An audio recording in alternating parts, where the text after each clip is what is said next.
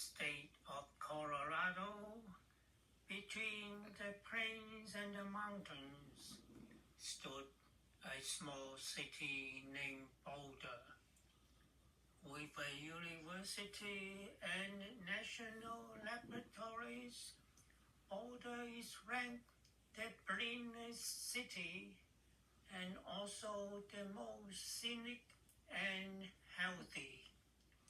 How this city, unknown to most Americans, would play a fairy tale role in the life of a Hong Kong boy is a favorite story I want to tell.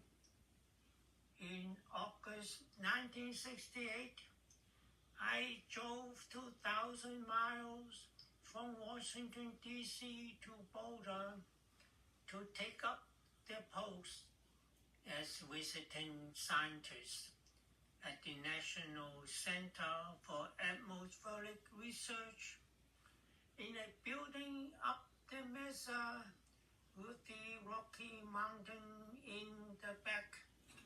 The view from my office, which I share with Franco, my Cornell classmate and friend, was panoramic and spectacular. Under this inspiring setting, I pursue my research while interacting with my peers, from whom I learn a lot.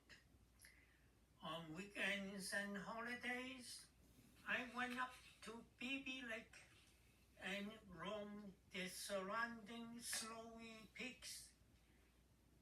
My visit came to an end in June 1969, but I returned 3 years later, this time with my newlywed wife Alice as a senior fellow at the National Oceanic and Atmospheric Administration. With Alice on my side, I roamed the mountains again. April 28, 1973 was a special day, the day our son Walter was born. My mother-in-law flew from Taipei to help look after Walter. 3 months later, with baby Walter in our arms, we said goodbye to Boulder and settled in Hong Kong.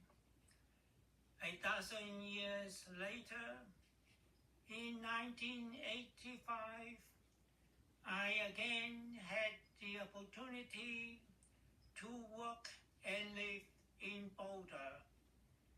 This time, I secured a job at the National Bureau of Standards, but I chose to let it pass and let Boulder remain in my memory as a loving and fairy tale city.